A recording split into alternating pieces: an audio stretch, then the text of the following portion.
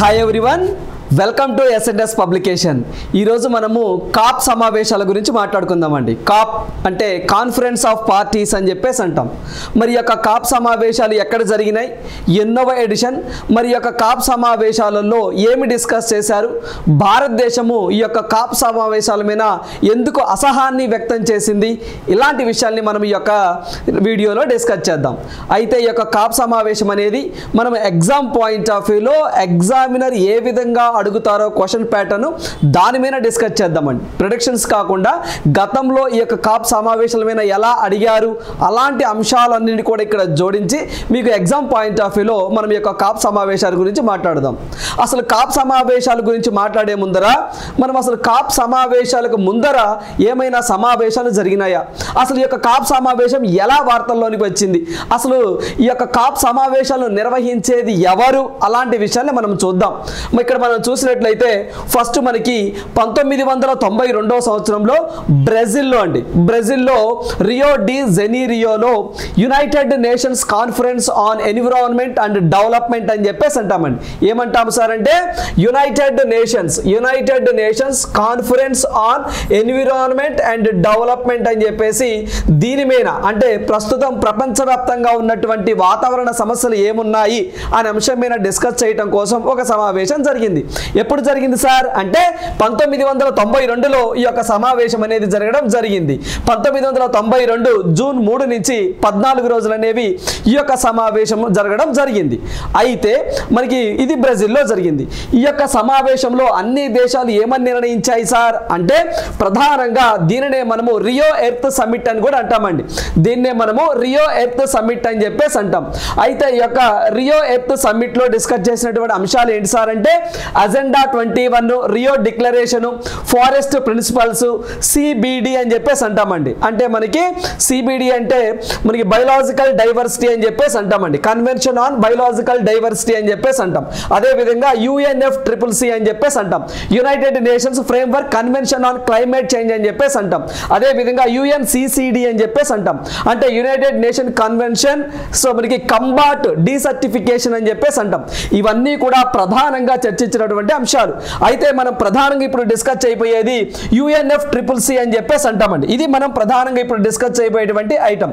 అంటే ఈ యొక్క అప్పట్లో మనకి 1992లో అన్ని దేశాలు కూడా UNFCCC అనే ఒక అగ్రిమెంట్ మీద సంతకాలు చేయడం జరిగింది.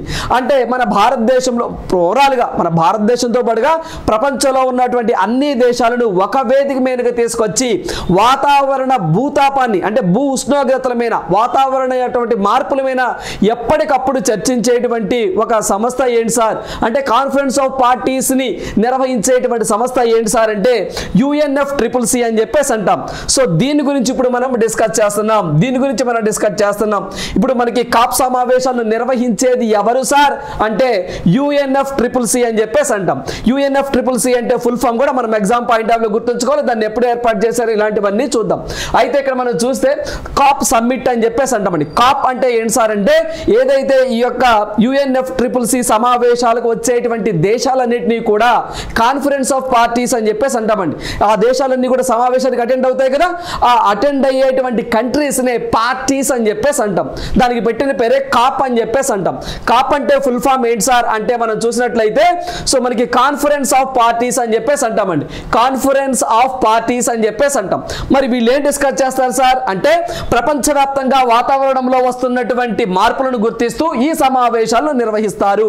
అదేవిధంగా వాతావరణాన్ని కాపాడేందుకు తీసుకోవాల్సిన చర్యలపై కూడా ప్రపంచ దేశాది నేతలందరూ కూడా దీంట్లో పార్టిసిపేట్ చేస్తారు ఈ యొక్క కాప్ సమావేశాలలో. అయితే ఇందాక మనం చెప్పుకున్నట్లు ఈ యొక్క కాప్ సమావేశాలను నిర్వహించేది ఎవరు సార్ అంటే UNFCCC అని చెప్పేసి అన్నాం.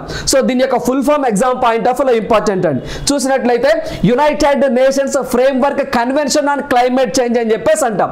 సో ఫుల్ ఫామ్ చూడండి ఒకసారి, యునైటెడ్ నేషన్స్ కాన్ఫరెన్స్. సో చూడండి, United nations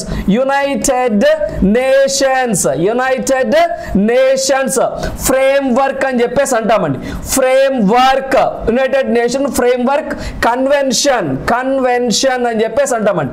convention on climate change అని చెప్పేసి అంటామండి. క్లైమేట్ చేంజ్ అని చెప్పేసి అంటాం. ఇది దీని ఫుల్ ఫామ్. అయితే ఈ యొక్క UNFCCC అనేది అంటే దీన్ని అడాప్షన్ అంటే దీని మీద అన్ని దేశాలు ఎప్పుడు సార్ సంతకాలు చేశాయి, ఏ సంవత్సరంలో సంతకాలు చేశాయి సార్ అంటే 1992లో అండి. 1992లో ఈ యొక్క UNFCCC అనే ఒక అగ్రిమెంట్ మీద అన్ని దేశాలు సంతకాలు చేయడం జరిగింది. అయితే ఇది ఎప్పటి నుంచి ఫోర్స్లోకి వచ్చింది సార్ అంటే 1994 నుంచి ఇది ఫోర్స్లోకి రావడం జరిగింది. మరి యొక్క UNFCCCలో భారతదేశం ఎప్పుడు రాటిఫికేషన్ చేసింది అంటే సంతకం చేసింది ఎప్పుడు సార్ అంటే 1993లో. ఈ 3 ఇయర్స్ మనం ఎగ్జామ్ పాయింట్ ఆఫ్ వ్యూలో గుర్తుంచుకోవాలండి. చూడండి, UNFCCC మీద అన్ని దేశాలు ఎప్పుడు సంతకాలు చేశాయి, అడాప్షన్ చేసుకున్నాయి సార్ అంటే 1992లో ఇది ఏర్పడటం జరిగింది అని చెప్పాలి. మరి ఇది ఎప్పటి నుంచి అమలులోకి వచ్చింది, ఫోర్స్లోకి వచ్చింది అంటే దాని యొక్క పని చేయడం ప్రారంభించింది అంటే 1994 నుంచి. మరి మన భారతదేశము ఈ యొక్క UNFCCC మీద ఎప్పుడు రాటిఫికేషన్ చేసింది అంటే మేము కూడా జాయిన్ అవుతాము, మీరు ఏదైతే ఆ రూల్స్ అండ్ రెగ్యులేషన్ ఫ్రేమ్ చేశారో వాటికి మేము బైండ్ అవుతాము అని చెప్పేసి ఎప్పుడు భారతదేశం సంతకం చేసింది సార్ అంటే 1993లో సంతకం చేయడం జరిగింది. మరి ఇక UNFCCC యొక్క హెడ్ క్వార్టర్ ఎక్కడ ఉంటుంది సార్ అంటే జర్మనీలో బోన్ అనే ఒక ప్రాంతంలో ఉంటుందండి. సో ఎక్కడ ఉంటుంది సార్ అంటే జర్మనీ అని చెప్పేసి అంటాము. చూడండి, సో దీనికి వచ్చేసరికి జర్మనీ అని చెప్పేసి అంటామండి. జర్మనీలో ఉంటుంది దీని యొక్క హెడ్ క్వార్టర్. బోన్ అనే ఒక ప్రాంతంలో ఉంటుంది దీని యొక్క హెడ్ క్వార్టర్. అయితే మరి ఈ యొక్క మొట్టమొదటి కాప్ సమావేశం ఎప్పుడు జరిగింది సార్ అంటే మనకి మొట్టమొదటి సమావేశము జర్మనీలోనే జరిగిందండి. సో జర్మనీలోనే బెర్లిన్ అనే ప్రాంతంలో జరిగింది 1995వ సంవత్సరంలో. మరి ఆ సంవత్సరంలోనే సో మొట్టమొదటిసారిగా సో ఏదైతే వాతావరణంలో వస్తున్న మార్పులకు సంబంధించినటువంటి అన్ని దేశాలు సంతకాలు చేసినాయి కదా, దాని మీద ఫ్యూచర్లో ఈ యొక్క గ్లోబల్ వార్మింగ్ తగ్గించాలంటే ఏం చెయ్యాలి అనే దాని మీద డిస్కస్ చేయడం జరిగింది 1995లో జర్మనీలో. ఆ తర్వాత 1996లో రెండవ సమావేశం కాప్ సమావేశం ఎక్కడ జరిగింది సార్ అంటే మనకి స్విట్జర్లాండ్ జెనీవాలో జరిగినాయండి. అలా ఒకటో సమావేశము జర్మనీలో జరిగింది, రెండో సమావేశము మనకి స్విట్జర్లాండ్ జెనీవాలో జరిగింది. అలా జరుపుకుంటూ వచ్చి 2024వ సంవత్సరంలో జరిగినటువంటి సమావేశమే కాప్ 29 సమావేశం అంటే అది 29వ సమావేశం అన్నట్టు. సరే, మొత్తం వాటిల్లో 1 నుంచి 29 సమావేశాలలో అన్ని చదువుకోవాలంటే ఎగ్జామ్ పాయింట్ ఆఫ్ వ్యూలో అన్ని అవసరం లేదండి. కొన్ని సమావేశాలు ఉన్నాయి. ఆ యొక్క సమావేశాలలో కొన్ని కీలక నిర్ణయాలు తీసుకున్నారు. అవేంటో మనం డిస్కస్ చేద్దాం. సో ఫస్ట్ సమావేశం జర్మనీలో జరిగింది, సెకండ్ సమావేశం మనకి స్విట్జర్లాండ్ జెనీవాలో జరిగింది. ఆ తర్వాత మనం ప్రధానంగా చెప్పుకోవాల్సినటువంటి సో ఏవైతే సమావేశాలు ఉన్నాయో దాన్నే మనము కాప్ 3 సమావేశం అని చెప్పేసి అంటామండి. సో వాటిల్లో ప్రధానంగా అన్ని అవసరం లేదండి. ఎగ్జామ్ పాయింట్ ఆఫ్ వ్యూలో అన్ని సమావేశాలు అవసరం లేదు. ఇక్కడే మనము స్మార్ట్ గా చదువుకోవాలి. అయితే ఇక్కడ కాప్ 3 సమావేశం అనేది 1997వ సంవత్సరంలో జరగడం జరిగింది. ఎప్పుడు జరిగింది? 97లో జరిగింది. ఎక్కడ జరిగింది సార్ అంటే జపాన్లోని క్యోటో అనే ఒక నగరంలో జరిగిందండి. అందుకనే దీన్ని క్యోటో ప్రోటోకాల్ అని చెప్పేసి కూడా అంటాము. చాలా ఇంపార్టెంట్. క్యోటో ప్రోటోకాల్ ఎక్కడ జరిగిందని కూడా గతంలో అడిగిన సందర్భాలు ఉన్నాయి. సో మనము జపాన్ అని చెప్పేసి గుర్తుంచుకోవాలండి. అయితే మరి యొక్క ఈ సమావేశంలో ఏం డిస్కస్ చేశాయి సార్ అంటే అన్ని దేశాలు ఈ యొక్క కాప్ 3 సమావేశంలో సో ఏదైతే పొల్యూషన్ ఉంటుందో ప్రపంచవ్యాప్తంగా అటువంటి వాతావరణంలో వస్తున్నటువంటి మార్పులు ఏవైతే ఉంటాయో ఉష్ణోగ్రతలు ఉంటాయో ఆ యొక్క ఉష్ణోగ్రతలను కట్టడి చేయాలి అని చెప్పేసి అన్ని దేశాలు సో ఒక మాట మీదకి రావడం జరిగింది. సో చూడండి, సో ఈ యొక్క సమావేశంలో చూడండి అడాప్టెడ్ మనకి Kyoto protocol legally binded developed countries to reduce the emission targets అని చెప్పేసి అంటున్నారు. ఏవైతే మనకి అభివృద్ధి చెందిన దేశాలు ఉన్నాయో వారందరూ కూడా లైక్ మనం అభివృద్ధి చెందిన దేశాలు అంటే G7 దేశాలు అని చెప్పేసి అంటాం. అలాంటి దేశాలన్నీ కూడా మనకి లీగా అంటే చట్టబద్ధంగా ఏదైతే మనకి ఈ యొక్క కాన్ఫరెన్స్ లో భాగంగా చేసినటువంటి చట్టాల మీద లీగల్ గా బైండ్ అవ్వాలి అని చెప్పేసి డిస్కస్ చేయడం జరిగింది. ఆ తరువాత మనం చెప్పుకోవాల్సింది కాప్ 8 సమావేశం అండి. ఎందుకు సార్ అంటే ఒకే ఒక సమావేశం ఇప్పటివరకు కూడా మన భారతదేశంలో జరిగింది. కాప్ 8 సమావేశం 2002వ సంవత్సరంలో జరిగింది. ఎక్కడ జరిగింది సార్? మన భారతదేశంలోనే న్యూఢిల్లీలో జరిగిందండి. కాప్ 8 సమావేశము 2002లో జరిగింది. మరి ఈ యొక్క సమావేశంలో ఏం డిస్కస్ చేశారు సార్ అంటే ప్రధానంగా ఏవైతే అభివృద్ధి చెందిన దేశాలు ఉన్నాయో అవి అభివృద్ధి చెందుతూ ఉన్న దేశాలకి, పేద దేశాలకి ఈ యొక్క టెక్నాలజీ అడాప్షన్ ఇవ్వాలి అని చెప్పేసి అన్నాయి. అంటే ఓవరాల్గా ఇక్కడ మనం చూసినట్లయితే అంటే మనకి ఈ యొక్క సోలార్ నుంచి, విండ్ నుంచి, హైడ్రో నుంచి, బయోమాస్ నుంచి మనము ఈ యొక్క పవర్ని జనరేట్ చేస్తాం చూసారా, దానికి సంబంధించిన టెక్నాలజీని అభివృద్ధి చెందిన దేశాలండి. సో ఆ యొక్క టెక్నాలజీని అభివృద్ధి చెందిన దేశాలు, అభివృద్ధి చెందుతున్న దేశాలకు షేర్ చేసుకోవాలి అని చెప్పేసి ఈ యొక్క సమావేశంలో డిక్లేర్ చేయడం జరిగింది. అదే ఢిల్లీ డిక్లరేషన్ అని చెప్పేసి కూడా అంటాం. So development needs for the poorest countries, technology transfer for the climate change అని చెప్పేసి అంటాం. మరి ఆ తర్వాత ప్రధానంగా మనం చెప్పుకోవాల్సినటువంటి సమావేశం COP21 అని చెప్పేసి అంటాము. సో దీన్నే మనము మనకి ప్యారిస్ కాన్ఫరెన్స్ అని చెప్పేసి కూడా అంటామండి. సో మనకి ఫ్రాన్స్ లో జరిగిందండి, 2015 సంవత్సరంలో జరిగింది. ఇది చాలా చాలా ఇంపార్టెంట్ ఎగ్జామ్ పాయింట్ ఆఫ్ వ్యూలో. COP21 సమావేశం 2015 సంవత్సరంలో ఫ్రాన్స్లోని ప్యారిస్లో జరిగింది. దీన్నే మనం ప్యారిస్ అగ్రిమెంట్ అని కూడా అంటాం. మరి యొక్క సమావేశంలో ఎటువంటి నిర్ణయాలు తీసుకున్నారు సార్ అంటే, సో మరి దీనికి సంబంధించి మనకి ప్రపంచవ్యాప్తంగా భూ ఉష్ణోగ్రతల పెరుగుదలలు ఏవైతే ఉంటాయో చూడండి, దీనికి సంబంధించి తీసుకున్నటువంటి నిర్ణయాలు ఏంటి సార్ అంటే, ఒకటి వచ్చేసరికి ప్రపంచవ్యాప్తంగా భూ ఉష్ణోగ్రతల పెరుగుదలను 2 డిగ్రీల సెల్సియస్ లోపే కట్టడి చేయాలి అని చెప్పేసి అన్ని దేశాలు దీని మీద మనకి ఒక నిర్ణయానికి రావడం జరిగిందండి. చూడండి, అంటే ప్రీ ఇండస్ట్రియలైజేషన్ అని చెప్పేసి అంటామండి. అంటే 1850, 1900 ఆ సంవత్సరంలో ఎంతైతే ఉష్ణోగ్రత ఉంటుందో దానికి 2 డిగ్రీల సెల్సియస్ లోపే ఉండాలి అని చెప్పేసి ఉష్ణోగ్రతలు అని చెప్పేసి ఇక్కడ డిస్కస్ చేయడం జరిగింది. సో అదే విధంగా దీంట్లో భాగంగానే దీంట్లో ఈ యొక్క సమావేశంలో భాగంగానే మనకి క్లైమేట్ ఫైనాన్స్ అని చెప్పేసి అంటామండి. ఏంటి సార్ అంటే, సో మనకి క్లైమేట్ ఫైనాన్స్ అని చెప్పేసి అంటాం. క్లైమేట్ ఫైనాన్స్ అని చెప్పేసి అంటామండి. అంటే అభివృద్ధి చెందిన దేశాలు అభివృద్ధి చెందుతున్న దేశాలకి క్లైమేట్ ఫైనాన్స్ అంటే వాతావరణ ఫైనాన్స్ అని చెప్పేసి అంటండి, ఆర్థికంగా ఆదుకోవాలి అని చెప్పేసి ఈ సమావేశంలో నేను డిస్కస్ చేశారండి. ప్రతి సంవత్సరం కూడా అదే విధంగా ప్రతి సంవత్సరం కూడా ఎంత ఇస్తాము అని చెప్పేసి వీళ్ళు ప్రెడ్ చేశారు, $100 బిలియన్ అండి. $100 బిలియన్ అనేది ఫండింగ్ గా మేము ఇస్తాము అని చెప్పేసి అభివృద్ధి చెందిన దేశాలు, అభివృద్ధి చెందుతున్న దేశాలకు మాట ఇవ్వడం జరిగింది. ఏ కాన్ఫరెన్స్ లో సార్ అంటే, మనకి COP21 ప్యారిస్ సమావేశము అని చెప్పేసి అంటాం. అదే విధంగా దీన్నే మనం ప్యారిస్ అగ్రిమెంట్ అంటామని చెప్పేసి అన్నాం. దీనికి సంబంధించి దీంట్లోనే మరొకటి ఏంటి సార్ అంటే, ఈ టెర్మినాలజీ కార్బన్ ట్రేడింగ్ అని చెప్పేసి అంటామండి. మనకి కార్బన్ ట్రేడింగ్ అని చెప్పేసి అంటాం. కార్బన్ ట్రేడింగ్ అని చెప్పేసి అంటామండి. అంటే దీని ప్రకారం ఈ యొక్క కార్బన్ ట్రేడింగ్ అనే ప్రకారము బాగా ఎక్కువగా పొల్యూట్ చేస్తున్నటువంటి దేశాలు తక్కువగా పొల్యూట్ చేస్తున్నటువంటి దేశాలకి ఫండింగ్ ఇవ్వాలి అని చెప్పేసి ఒక రూల్ తీసుకురావడం జరిగింది. దాన్నే కార్బన్ ట్రేడింగ్ అని చెప్పేసి అంటాం. మీకు ఎగ్జామ్ లో కార్బన్ ట్రేడింగ్ ని ఏ సమావేశంలో ఒప్పుకున్నారు, ఈ యొక్క ఒక రూల్ ని తీసుకురావడం జరిగిందని ఎగ్జామ్ లో అడిగితే COP21 సమావేశము అని చెప్పేసి మనం ఆన్సర్ చేయాలి. ఇది ఓవరాల్ గా మనకి $100 బిలియన్ ఇస్తాము అని చెప్పేసి ఈ యొక్క COP సమావేశంలో చెప్పడం జరిగింది. అంటే ఫండింగ్ ఇస్తాము అని చెప్పేసి కూడా అనౌన్స్మెంట్ చేయడం జరిగిందండి. ఇదొక పాయింట్ మనం ఎగ్జామ్ పాయింట్ ఆఫ్ వ్యూలో గుర్తుంచుకోవాలి. అదే విధంగా ఈ యొక్క $100 బిలియన్ ఏవైతే ఉంటాయో ఈ యొక్క $100 బిలియన్ ని వీళ్ళు ఎప్పుడు దాకా ఇస్తారు సార్ అంటే, జనరల్ గా అండి 2009 సంవత్సరంలో COP15 సమావేశం జరిగిందండి. COP15 సమావేశం జరిగింది. ఆ సమావేశంలో ఇస్తాము అన్నారు. చూడండి, 2009 సంవత్సరంలో మనకి COP15 సమావేశం అనేది జరిగిందండి. ఆ సమావేశంలో ఇలా $100 బిలియన్ ఇస్తాము అని చెప్పేసి అప్పుడు ప్రతిపాదన చేశారు. కానీ ఈ యొక్క సమావేశంలో ఏదైతే మనకి 2015లో జరిగినటువంటి సమావేశంలో ఇక్కడ 2015లో ఇది COP21 అండి, ఇది COP15 2009లో జరిగింది. ఈ సమావేశంలో ఇస్తాము అన్నారు, ఇవ్వాల. ఆ తర్వాత కాలక్రమంలో ఈ యొక్క ఫండ్ ని 2020 నుంచి 2025 వరకు ఇస్తాము అని చెప్పేసి అన్నారు. అయితే ఇప్పుడు మరి 2025 దగ్గర పడింది కదా, ఇప్పుడు దాన్ని ఆ యొక్క ఫండ్ ని పెంచండి అని చెప్పేసి అభివృద్ధి చెందిన దేశాలు కోరాయి. మరి ఎంత పెంచాయి, అభివృద్ధి చెందుతున్న దేశాలు ఎంత అడిగాయి అనేది కూడా మనం చూద్దాం ఇక్కడ. ఇది మనకి ప్రధానంగా COP21లో తీసుకున్నటువంటి నిర్ణయాలు.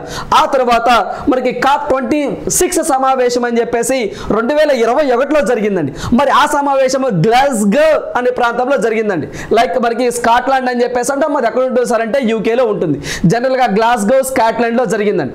స్కాట్లాండ్ అనేది యూకేలో ఒక పార్ట్ అన్నట్టు.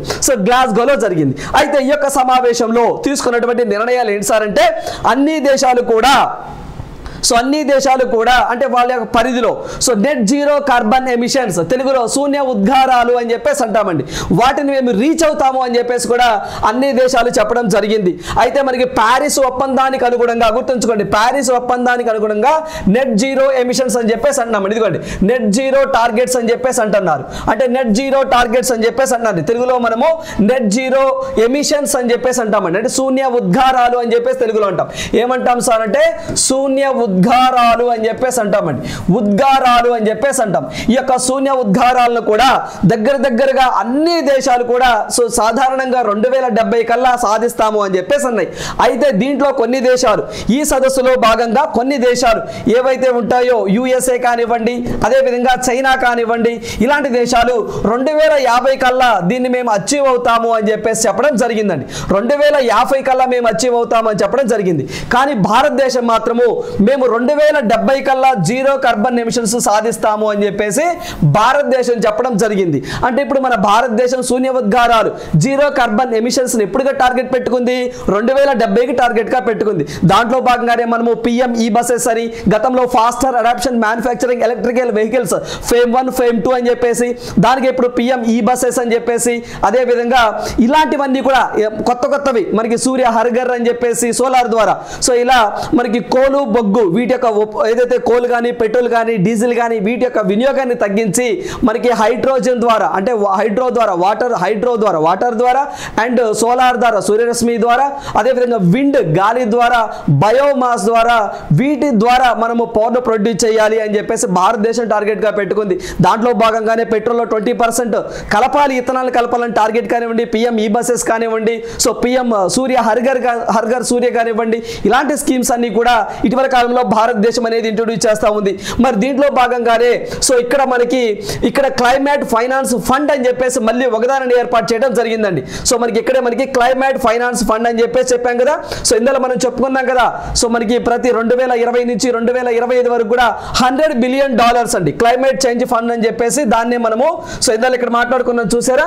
సో మనకి ఇదిగోండి మనకి క్లైమేట్ ఫైనాన్స్ అని, దాన్నే మనము క్లైమేట్ ఫైనాన్స్ ఫండ్ అని చెప్పేసి అంటామండి. అంటే సంపన్న దేశాలన్నీ కూడా సో ఇస్తాము అంటాయి, కానీ ఇవ్వడంలా మాట నిలబెట్టుకోవట్లేదు. అప్పుడు ఈ సమావేశంలో అన్ని దేశాలు గట్టిగా అడిగినాయి, సో ఏంటి మీరు ఇస్తానన్నారు కదా అవి ఇవ్వండి అంటే, సో అప్పటి నుంచి 2025 వరకు ప్రతి సంవత్సరం ఇస్తాము అని చెప్పేసి అన్నాయి. అయితే ఇప్పుడు దాని యొక్క 25 అయిపోతుందండి. ఇప్పుడు దాన్ని పెంచాలి అని చెప్పేసి చెప్తున్నాం కదా, అభివృద్ధి చెందిన దేశాలు ఇవి మాకు సరిపోవట్లేదు అన్నారు. ఎందుకు సార్ సంపన్న దేశాలే ఇవ్వాలి అంటే, వాళ్ళు ప్రజెంట్ అండి ప్రపంచంలో ఎక్కువగా అభివృద్ధి చెందుతున్న దేశాలే వాతావరణాన్ని సర్వనాశనం చేశాయి. ఎక్కువగా కోల్ ఉపయోగిస్తున్నారు, ఎక్కువగా పెట్రోల్ ఉపయోగిస్తున్నారు, సహజ వనరులను అడవులు కొట్టేయటం కానివ్వండి, అన్నీ కూడా అభివృద్ధి చెందిన దేశాల్లోనే ఉన్నాయి. అంటే వాళ్ళ ప్రభావం ప్రపంచ వాతావరణం మీద పడిందండి. అందువల్లే మనకి భూకంపాలు కానీ, సునామీలు కానీ, కొండ చర్యలు విరిగిపడడం కానివ్వండి, అదేవిధంగా వ్యవసాయంలో వస్తున్నటువంటి మార్పులు కానివ్వండి, సో ఈ ప్రభావం అంతా పేద దేశాల మీద అభివృద్ధి చెందిన దేశాల మీద పడుతుంది. కాబట్టి ఖచ్చితంగా మీరే దీన్ని లాస్ చేశారు ప్రకృతిని, మీరే దీనికి పరిహారం చెల్లించాలి. మేము కూడా కోల్ కానీ సో అదేవిధంగా మనకి పెట్రోల్ డీజిల్ వాడకుండా ఉండాలి అంటే, సాంప్రదాయ వనరుల వైపు మారాలి అంటే, సో మనకి ఈ వీటి వల్ల ఏదైతే మనకి ప్రకృతి వైపు సంబంధించి అంటే మనకి ఈ యొక్క పెట్రోల్ డీజిల్ ఇలాంటివి వాడకుండా, కోల్గా ఇలాంటివి వాడకుండా మనకి సూర్యరశ్మితో కానివ్వండి, లేకపోతేనేమో మనకి హైడ్రోతో కానివ్వండి, విండ్తో కానివ్వండి, ఆ టెక్నాలజీ మాకు కావాలి. మేము అంత సంపన్న దేశాలు కాదు కాబట్టి మీరు మాకు హెల్ప్ చేస్తే మేము కూడా ఆ వైపు వెళ్దాం, ఆ విధంగా మనకి పర్యావరణాన్ని కాపాడుకుందాం అనే ఉద్దేశంతోనే ఈ యొక్క సమావేశాలు నిర్వహిస్తూ ఉన్నారు. దీన్నే మనము క్లైమేట్ చేంజ్ ఫండ్ అని చెప్పేసి అంటాము. సో ఆ తర్వాత జరిగినటువంటి సమావేశం ఏదైతే ఉంటుందో సో చూడండి, సో ఇక్కడ మనం చూసుకున్నట్లయితే ఒక్క నిమిషం, సో ఇక్కడ ఈ సమావేశంలో COP26 సమావేశంలోనే మరొక అద్భుతం జరిగిందండి. ఏంటి సార్ అంటే మన భారతదేశానికి సంబంధించి నరేంద్ర మోదీ గారు లైఫ్ అని చెప్పేసి ఒక కార్యక్రమాన్ని మేము తీసుకొస్తాము అన్నారు. అదేవిధంగా పంచామృతాలు అని చెప్పేసి అంటామండి. సో ఒక 5 ఉంటాయండి పంచామృతాలు అంటే చెప్పేసి అంటామండి. ఏంటి సార్ అంటే పంచామృతాలు అని చెప్పేసి అంటాడు. పంచామృత అని చెప్పేసి ఒక పర్యావరణ లక్ష్యాలను కూడా ప్రతిపాదించింది భారతదేశం. సో ఏ సమావేశంలో సార్ అంటే ఈ యొక్క సమావేశంలోనే ప్రతిపాదించడం జరిగింది. సో ఆ తర్వాత మనకి ఇక్కడ చూసినట్లయితే మనకి COP 27 సమావేశం అని 2022 సో మనకి ఈజిప్ట్లో జరిగిందండి. సో మరి షర్మ్ ఎల్ షేక్ అనే ఒక నగరంలో ఈ యొక్క ఈజిప్ట్లోనే జరిగింది.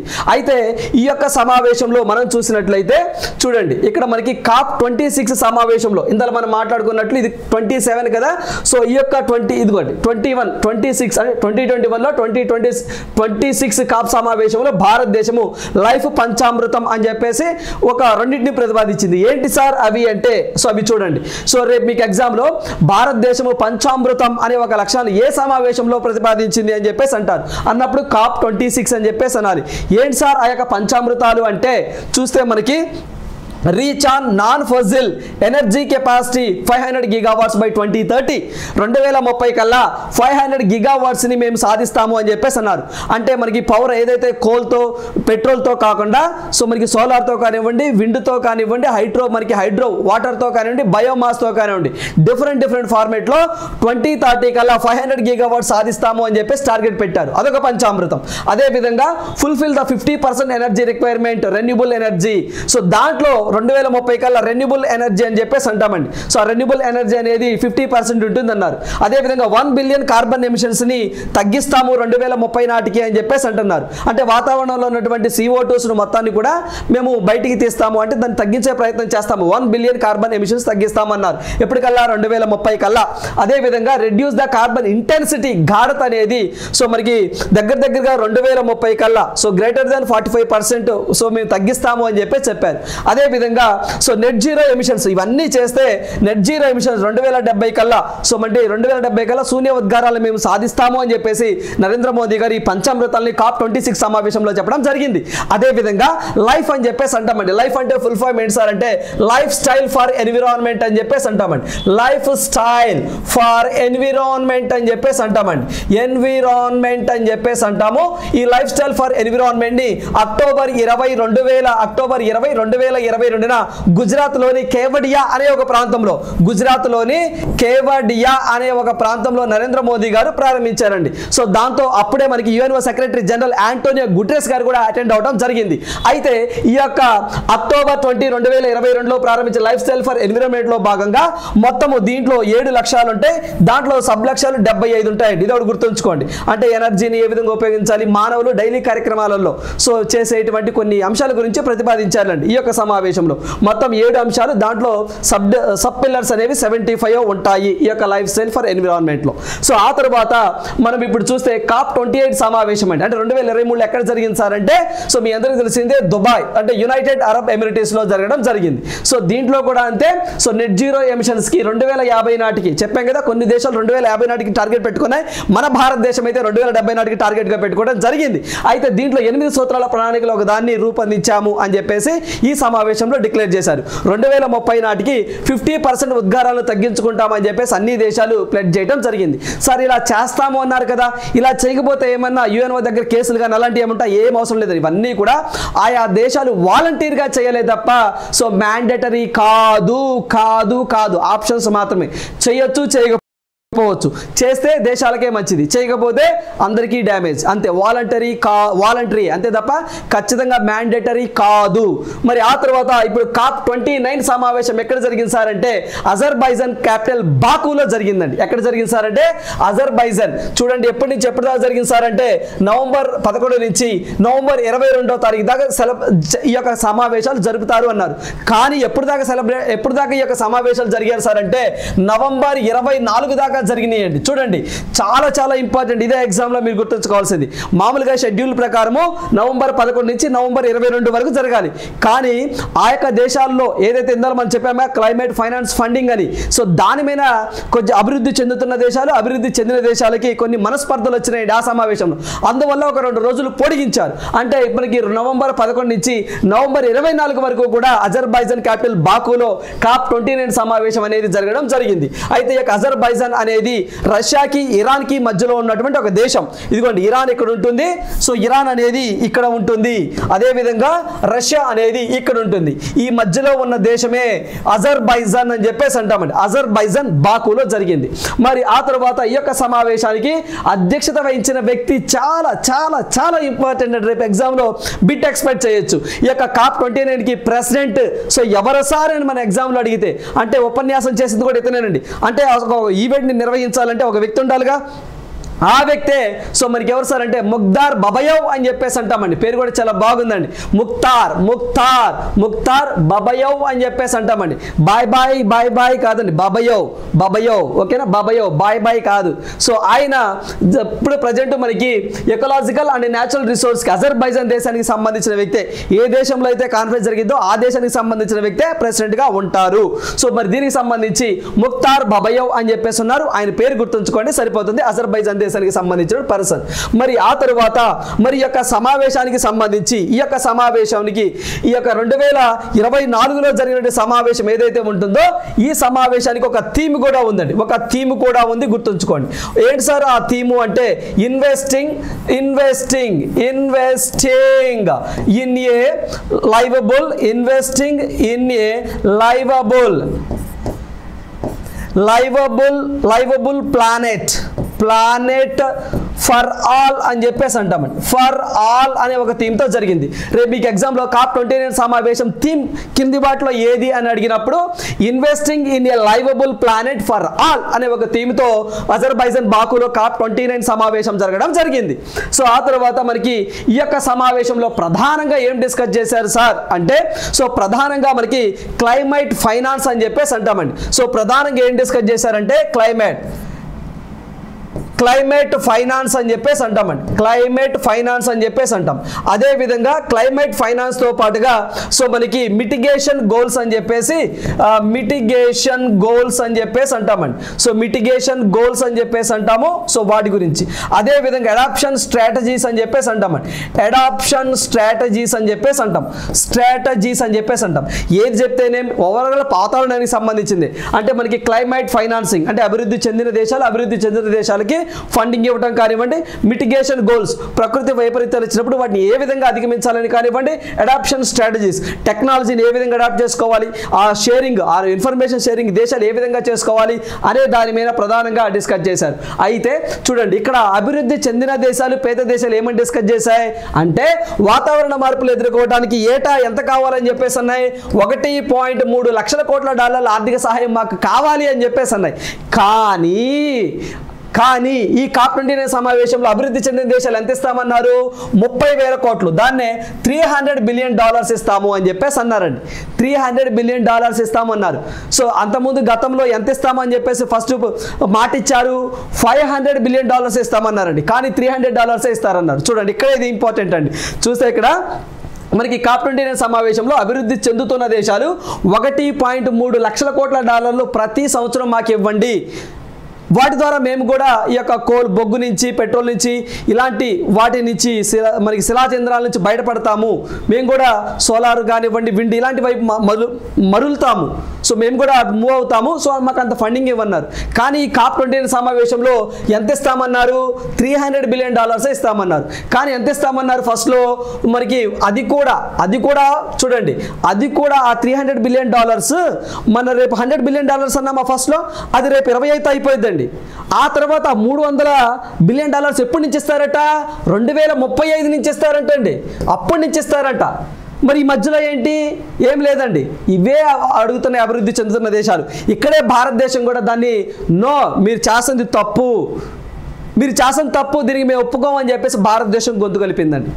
అయితే గతంలో మనకి $500 ఇస్తామన్నారండి. అంటే $50,000 కోట్ల ఇస్తామని మొదట్లో ప్రతిపాదించారు. కానీ మాట మార్చి $300 బిలియన్ ఇస్తామన్నారు. అది కూడా ఎప్పటి నుంచి ఇస్తామన్నారు? 2035 నుంచి ఇస్తారట.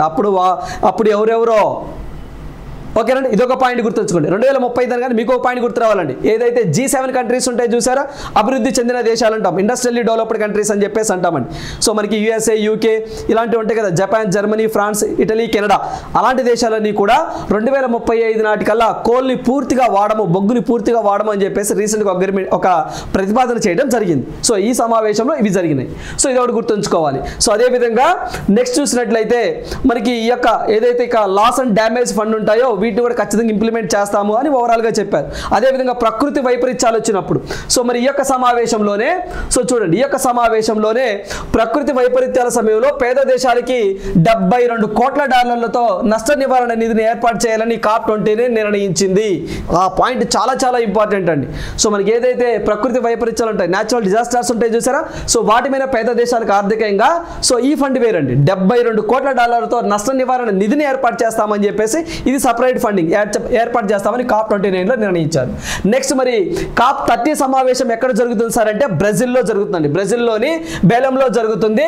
సో 30వ సమావేశం 2025లో. అప్పుడు ఏమన్నారంటే ఈ COP29లో ఇప్పుడు అభివృద్ధి చెందుతున్న దేశాలు ఎంత అడిగారు అంటే 1.3 లక్షల కోట్లు ఇవ్వమన్నాయా, వాళ్ళు ఏమన్నారంటే లేదు అంతేమో ఇంత ఇస్తామన్నారండి, ఇంకా ఇవ్వరా ఇస్తామన్నారు. సో మళ్ళీ ఏమని చెప్పారు, సో సరేలే మరి COP30 సమావేశం బ్రెజిల్లో ఉంది కదా, అప్పుడు ఈ ఫండ్ మీద డిస్కస్ చేద్దాంలే, 1.3 లక్షల కోట్లు పెంచాలని మీరు అడిగారు కదా, దాని మీద తర్వాత మాట్లాడదాంలే అని దాటా వేసే ధోరణిని చూపించేయండి, ఎస్కేపింగ్ అన్నట్టు. సో ఇలా చేయడం జరిగింది. సో ఇది మనకు కూడా ఎగ్జామ్ పాయింట్ ఆఫ్ వ్యూలో ఇంపార్టెంట్. సో ఆ తరువాత మరి ఈ యొక్క క్లైమేట్ COP29 సమావేశంలో భాగంగా సో మనకి CCPI ఒక ఇండెక్స్ని రిలీజ్ చేశారండి. సో ఇండెక్స్ని రిలీజ్ చేశారు అంటే క్లైమేట్ చేంజ్ పర్ఫార్మెన్స్ ఇండెక్స్ అని చెప్పేసి ఒక ఇండెక్స్ని తయారు చేశారు, ఒక ఇండెక్స్ని రిలీజ్ చేశారు. మరి ఆ ఇండెక్స్ ప్రకారం చూసినట్లయితే సో మనకి ఏదైతే 100 స్కోర్స్ ఉంటాయో ఆ 100 స్కోర్స్కి first place, second place, third place మూడు కూడా ఏ దేశాలు అచీవ్ అవ్వలేదు ఆ టార్గెట్ని.